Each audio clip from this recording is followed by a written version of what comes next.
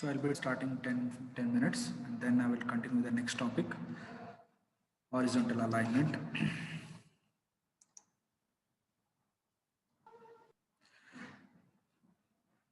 Okay, just a minute. Let me share the screen. Yes.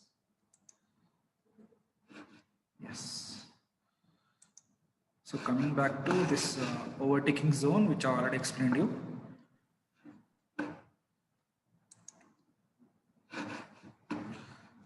Just give me 2 minutes. I will just explain you these 2 slides and then I'll move back to.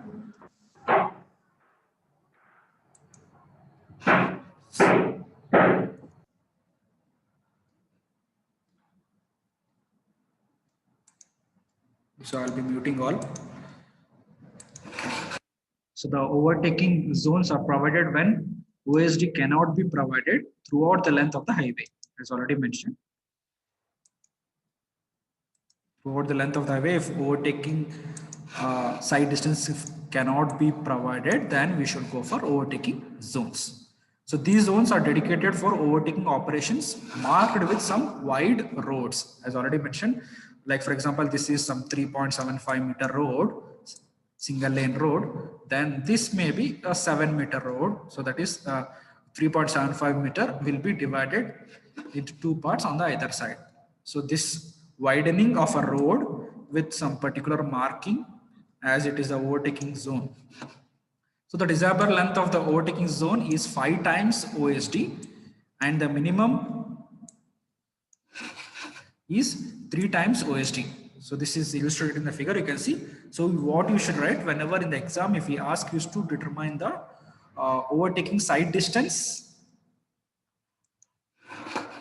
for a 2-lane two-way traffic or a 2-lane one-way traffic, and also if we ask you to draw the details of the overtaking zone, then you need to draw these details. Like you need to draw the lane with the overtaking zone, and also mentioning signpost 1, which will mention as overtaking zone is ahead, and signpost 2 that overtaking zone is ended, or overtaking zone ends here, in that way. And you have to also mention the overtaking side distance value here also before the, that is before the overtaking zone till the signpost 1, after the signpost 2 till the overtaking zone, in that way. So this I just explained on the left side of the road. So similarly it applies for the on the another side of the road, that is right side of the road again. So whenever a vehicle entering into a overtaking zone, so first there should be a signpost. S1 means here signpost before the OSD. For example, in one numerical example, we got that overtaking side distance as 278 meter, right? So 278 meter was the overtaking zone. So from overtaking zone 278 meter, before we need to provide a signpost 1 as you are entering a overtaking zone, and signpost 2, that is before the ending of the overtaking zone. So this distance, whatever the position of the signpost, that distance is based upon the OSD value. And here you need to design this overtaking zone based upon the minimum length of overtaking zone and desirable length. So that is minimum length is 3 times of OSD, desirable length is 5 times of OSD. So 3 to 5 times of OSD. So that's what S1 means. Overtaking zone begun. Sorry.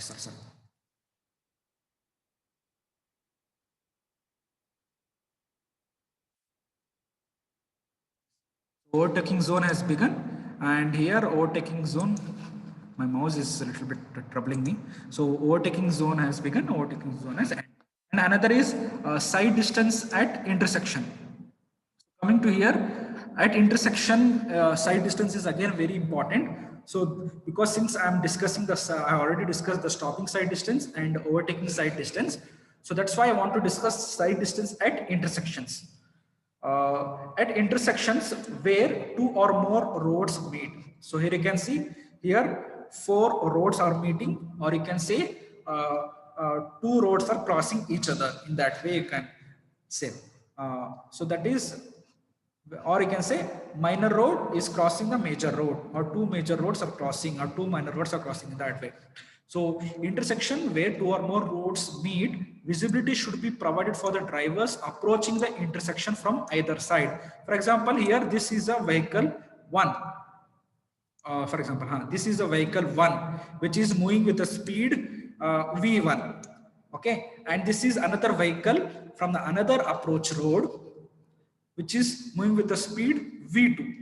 So we should design the side distance at intersection before itself, so that this vehicle will have a sight line, like observing or seeing another vehicle coming from the another approach. That may be from this approach road, or that may be from this approach road. So this vehicle 2 should be able to see any of the vehicles coming from any approach roads, and even from the opposite approach road also. So similarly applies with the vehicle 1. So that's why we have shown the distance here. So this we say it as D2. That is the side distance. That is stopping side distance mainly. Because here nowhere we are going with an overtaking operation. We are only seeing that there will be no head-on collision. So what happens if there is no proper sight line provided? So what happens?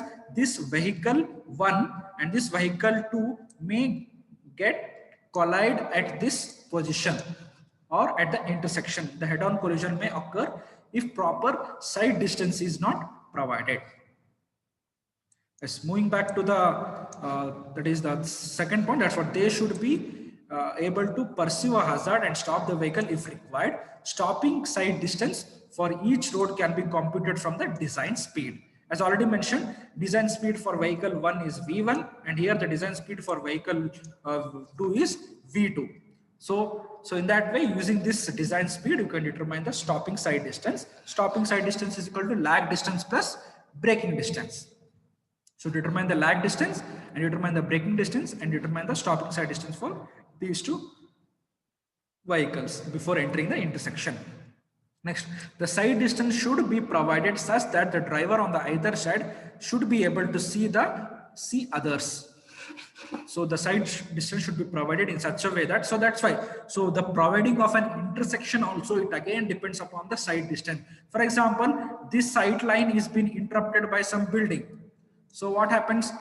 This whatever the intersection may go a little bit forward, or the intersection may be ahead, some distance ahead. So because there should be a clear line of sight, so that whatever the drivers on the either side should be able to see each other, as illustrated here, and still more in a clear picture you can see here in this image.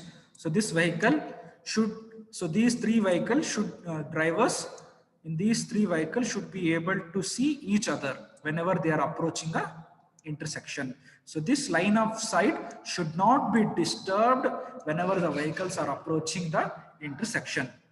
So this is side distance to the left and side distance to the right with respect to these 2 vehicles they have mentioned here. Next, moving back to the side distance at intersection.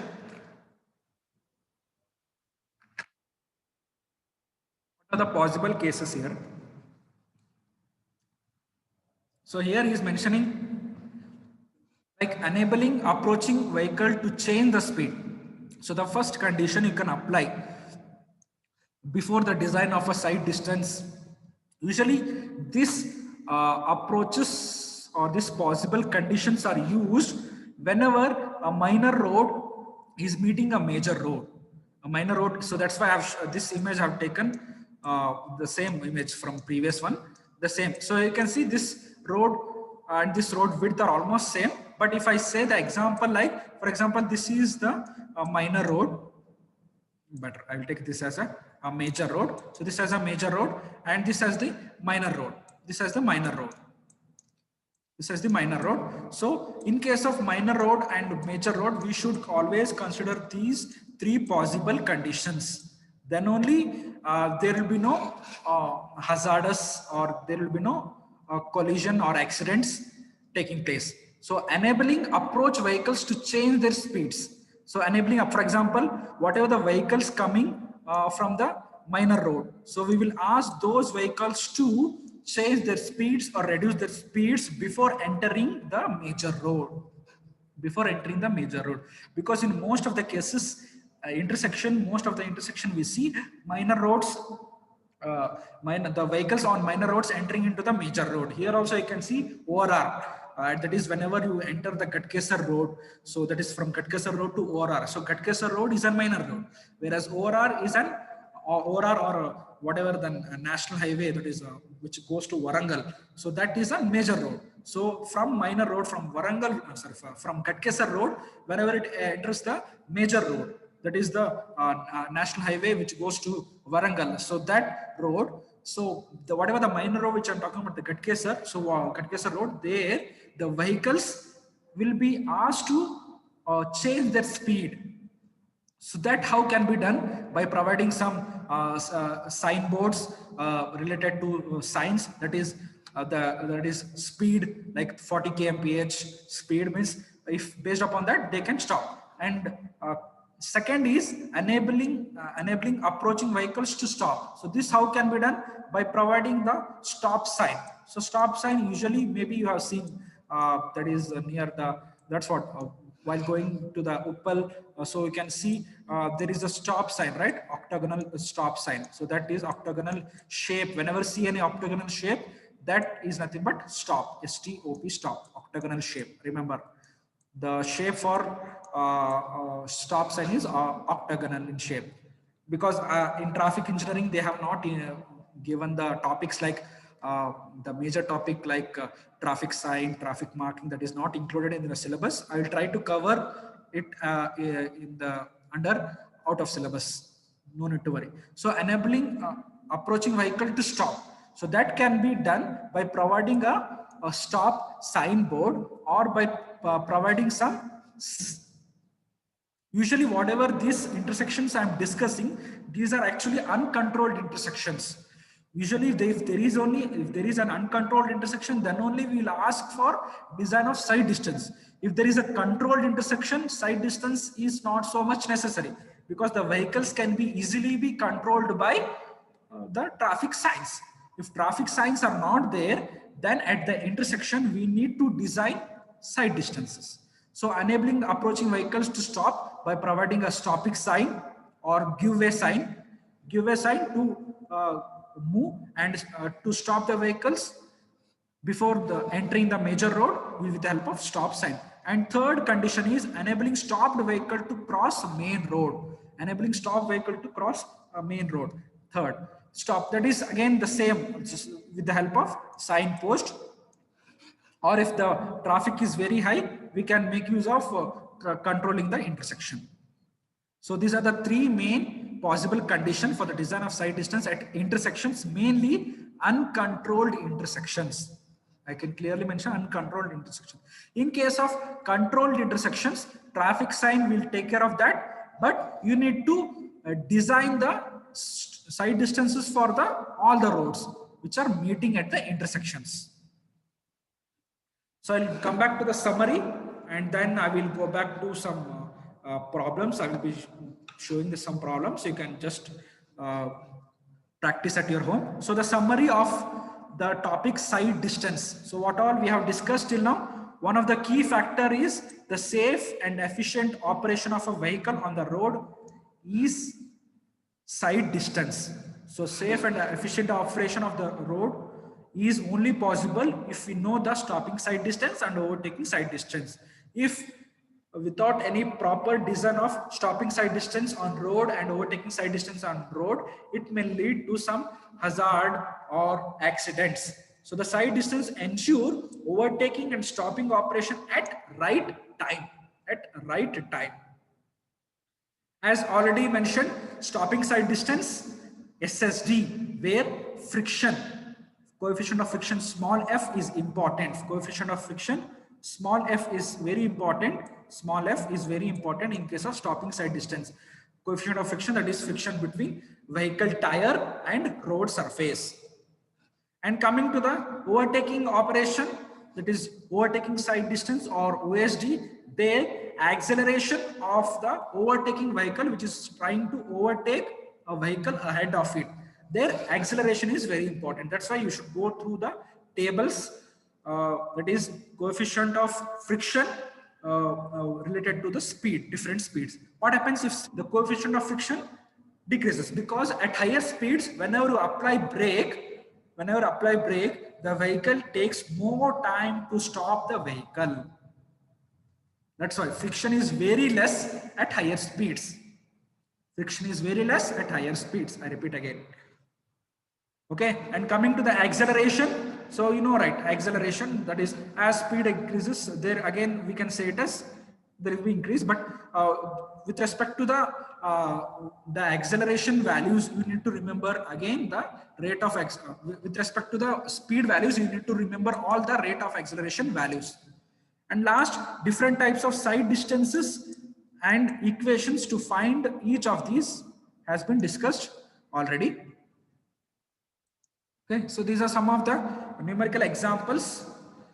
I will be sharing this PDF with you also. So you can go through these numerical examples.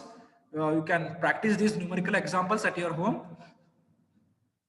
So I've given the answers also within the brackets so that there will be no, so you can cross check with the answers again. So this for first problem, I'll be just briefing out. Calculate the SSD for stopping side distance for speed 50 kmph for two-way traffic in two-lane road and two-way traffic in single-lane road. Right? So hint, that is F value 0.37 and T value 2.5 seconds. So given is V, which if I convert into meter per second divided by 3.6, 13.9. F coefficient of friction has been given. Time 2.5 seconds has been given. Stopping distance is equal to lag distance plus braking distance, stopping side distance. So stopping side distance 61.4. Stopping side distance when there are two lanes. What happens? So stopping side distance for two-way traffic, for a single lane, you have to take 2 times of SSD. Single lane means only 3.75 meter. Two lane means 7. That is 7.5 meters. So that's why there is more width for two lane. That's why 61.4 meter is enough. But for single lane, only 3.75 meter. The stopping side distance 61.4 meter may not be sufficient because there will be more opposite vehicles coming. There will be very less chances for overtaking, I can say, or there will be very less chance. Means more vehicles will be on the either side. More vehicles will be on your side and also on opposite side. That's why their stopping side distance is very important. That's why we take 2 times of SSD. Because in single lane, because of congestions, what happens? The vehicle will be stopping more times. That's why stopping side distance is 2 times of stopping side distance here. Next, first has been finished. Second numerical examples again is asking us to determine, find the minimum side distance to avoid head-on collisions of two cars approaching at 90 kmph and 60 kmph. That's what vehicle 1 and vehicle 2 at an intersection, I can say. So given this again assumed value 2.5 seconds, friction 0.7, braking efficiency 50%. As one example I already discussed, 50% braking efficiency means you have to take the friction value 50%, that is 0.35. That's what hint. Again, braking efficiency reduces the coefficient of friction by 50%. So answer has been given here, that is stopping side distance like of vehicle 1 and vehicle 2, SSD1 and SSD2 both together. So you can go through this. Next, moving on to third question. Find the stopping side distance for a descending gradient S. He has here descending gradient because stopping side distance at slopes. Descending gradient N is 2 for speed 80 kmph. So the answer is stopping side distance is 132 meters. So what is has been given? Gradient N has been given -2. Why -2? Here he will be only mentioning descending gradient. Based upon that, you have to decide is it a down gradient or a steep gradient? That is rising gradient. So that is, since descending gradient, so we can take minus value. So -2 given. So what is the given here? Gradient, that is n is equal to -2, and later on capital V is equal to 80 kmph. So using these two, you can determine. If you needed, you can also assume T is equal to 2.5 seconds as reaction time, and G is equal to 9.81 as acceleration due to gravity. Okay, so these are the three examples on SSD, and yes, one more is there on SSD. Find the headlight side distance and intermediate side distance. So V has been given. So find the SSD. So ISD, as already mentioned, SSD, it is 2 times of SSD. 2 times of SSD. So these are the answers, and what are the given values. In most of the cases, he will give the coefficient of friction and reaction time. Most in reaction time, you need to assume. Sometimes they may not give reaction time. In most of the cases, they will give frictional value, coefficient of friction. If he is not giving, try to go through the table once. So intermediate side distance is equal to 2 times of SSD. So first calculate the stopping side distance. That is, SSD is equal to small v into T plus V square by 2GF when V is in meter per second. SSD is equal to 0.278 capital V into T plus capital V square by 254 F when V is in kilometer per hour. So 4 numerical examples is on SSD. Please try to practice these examples in your home. That's why I have put this in the presentation also, so that you can go through. Last 2 examples are on overtaking side distance, OSD. Overtaking and overtaken vehicles are at a speed of 70 and 40 kmph respectively. So this will be small capital V, and this will be capital VB. So find overtaking side distance, minimum and desirable length of overtaking zone. Show the sketch of overtaking zone with the location of signpost. So hint, A value is 0.99 meter per second square. A value he has given. See, A value is required while determining the component D2. So while determining the component D2, we usually use VB. So for 40 kmph, the A value is 0.99. For 50 kmph, the A value is 1.11 meter per second. So these are the answers: 278 meters and 834 meter to 1390. The same example, sorry, the same example. I forgot to change the values. I will change the values and I'll give it. Okay. So 6th, calculate the OSD for V is equal to 96. Assume all the data. And again, 96 minus 16. Okay. So that's it. So here simple, he has only given, he is asking us to calculate the overtaking side distance for V value of 96 kmph. Assume all the data. So you need to assume rate of acceleration. You need to assume T, that is 2 seconds. Right? Okay, so this is the end of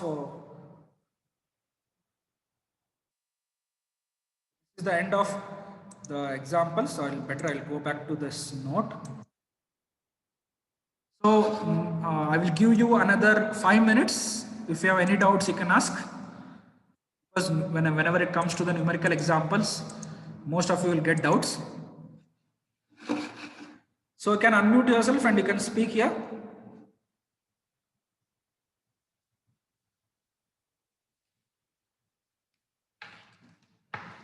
Sumera, we are asking the doubt. Are you clear with the doubt? Sir, it's clear. Hello? Yes, Sumera, I can hear you. Yes, sir, it's clear, sir. Okay. So students, anyone have any doubts? Because later on we may not get time to discuss the doubts, so that's why I'm giving you this time to discuss. So anything related to side distance, stopping side distance, overtaking side distance. So I'll be sharing this OneNote immediately with you after the class in your group. So you can go through this and also the PDF files. So in the exam, he may ask you to write the analysis of stopping side distance, analysis of overtaking side distance. So it depends upon him, or he may ask directly the numerical example on this. So you need to remember this. So here also sir, friction box ఒకసారి చూపియ friction box ఇక్కడ ఉంది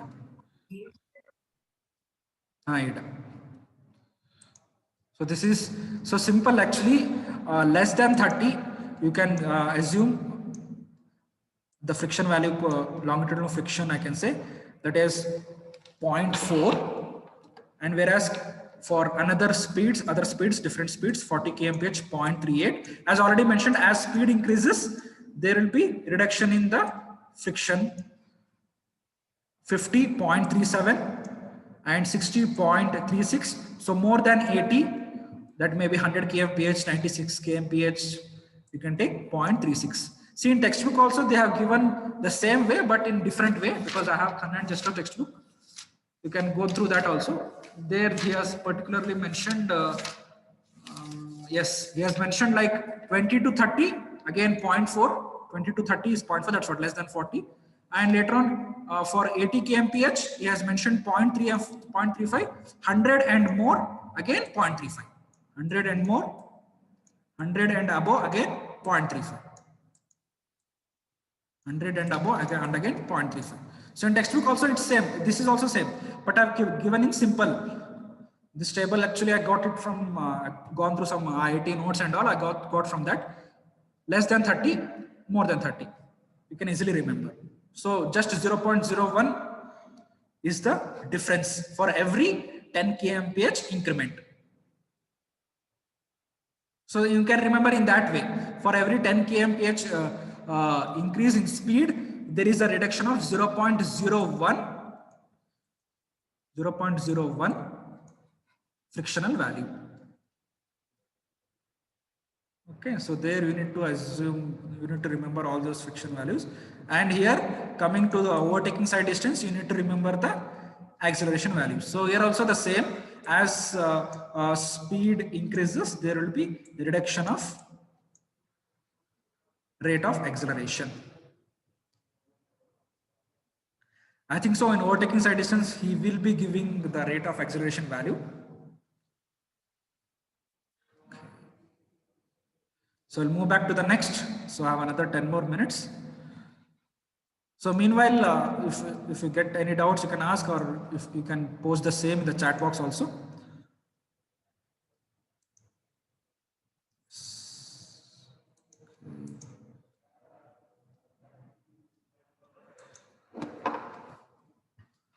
So, okay, horizontal alignment. So next we are left with the horizontal alignment and vertical alignment. These are the two topics we are left with. So maybe if possible today, tomorrow, and by Thursday, I'll be finishing your syllabus, unit 2, and later on we'll move to unit 3. Unit 3, I may be discussing some only few topics like what is speed, what is volume, what is density, and what is the relationship between speed, volume, and density, and if possible, level of service in that. Okay, horizontal alignment. So this is the next third component or element of geometric design. So the first element of geometric design was cross-sectional element. The second element of geometric design of highway was side distance. The third element is horizontal alignment. So the geometric design element pertaining to horizontal element of a highway should consider the safe and comfortable movement of vehicle at designated speed of the highway, So what happens for some highways, there will be some designated speed. For example, if I take a national highway, so for the national highway, usually the designated speed will be maximum up to 60 kmph, I can say, because nowadays even the expressways, they are allowing only from 80 to 100 kmph. In some expressway we can see up to 120 kmph also. So depending upon the designated speed of the highways, the geometry design element highway alignment should be considered. For example, if you are going with an national highway and if there an horizontal alignment or horizontal curve need to be designed, so we need to design keeping in view the designated speed for that highway. So that's the first point. Coming to the second point, so it is therefore necessary to avoid sudden changes in the direction with the sharp curves or reverse curves, which would not be very safe and conveniently negotiated by the drivers who are approaching the horizontal curves.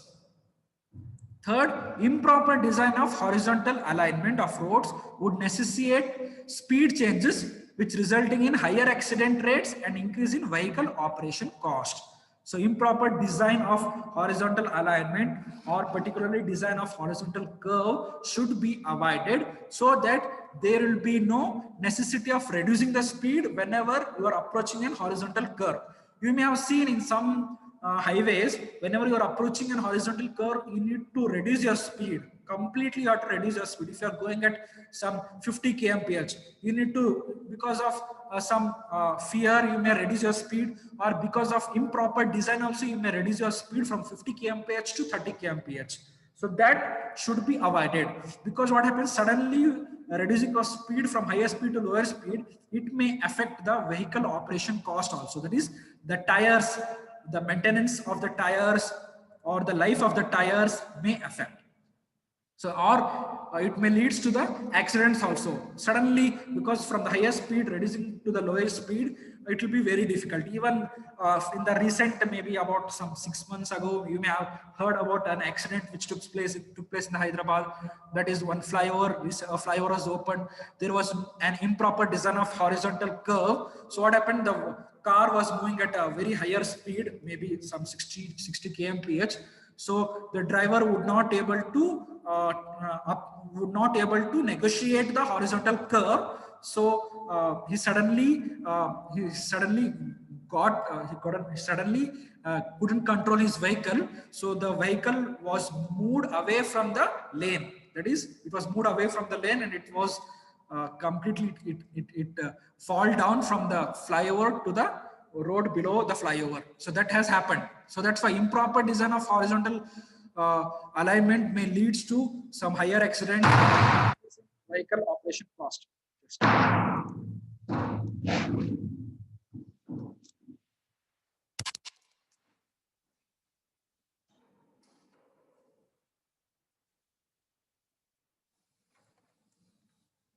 So improper design of horizontal alignment of roads would necessitate speed changes resulting in accidents and increasing vehicle operation cost. So coming to the horizontal curves in horizontal alignment. So the horizontal curve provides a transition curve between two tangent strips of a roadway. So transition curve, we say, between two strips of a roadway, allowing a vehicle to negotiate a turn at a gradual rate rather than a sharp cut. A horizontal curve provides a transition curve in between two circular curves, I can say, or between two tangent strips of a road, allowing a vehicle to negotiate a turn at a gradual rate rather than a sharp cut.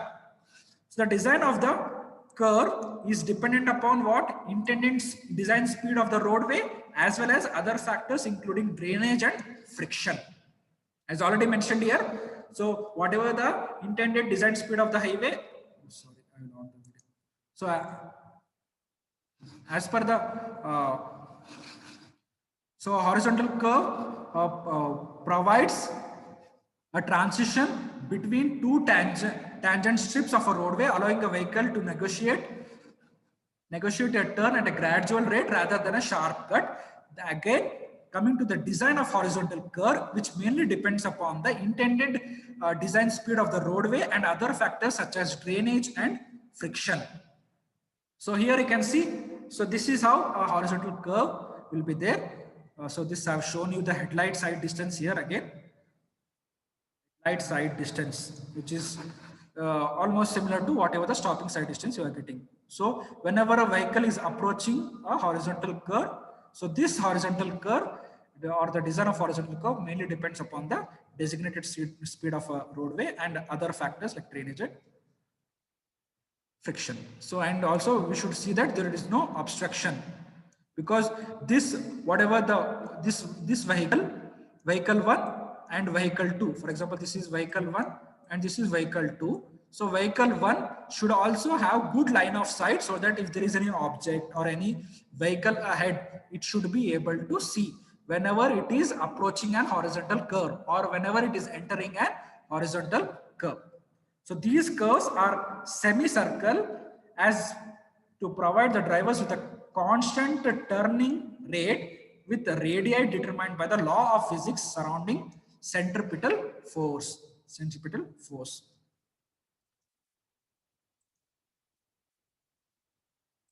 So, okay, students. So this is that's it. So I'll be discussing the remaining in the next class. That is the horizontal curve. So with the help of law of physics, how to determine the radius of a horizontal curve. Next, the design of horizontal curve using the radii and all. So left with another 2 more minutes. So you have another 2 more minutes. Still, you have any doubts regarding my classes since after your examinations? So you can ask regarding any topic. So I've already taken the attendance. So I'll write on the attendance. I'll post the same in your group.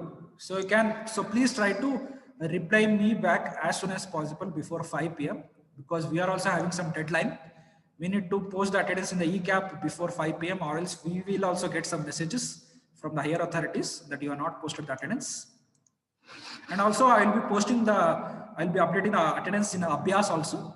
You can also check the same in Abhyas. Maybe I'll be updating a complete week attendance in Abhyas every week.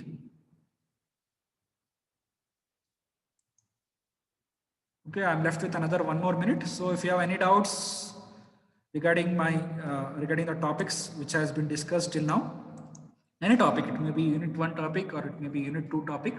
So unit 2 topic, we are left with only 2 topics, horizontal alignment and vertical alignment. In horizontal alignment, we will be mainly seeing the horizontal curve. In vertical alignment, we will be seeing the summit curve and valley curve. So I'll try to finish these 2 topics, that is unit 2 by Thursday. So thank you. Again, I have class at 2:50. So please join at 2:50 because I'll be discussing horizontal curve and also super elevation, which is an important topic. Most of the questions will be asked on super elevation and also numerical examples on super elevation. If possible, I'll try to finish design of horizontal curves today with the numerical examples. Thank you. So maybe the meeting is going to end now.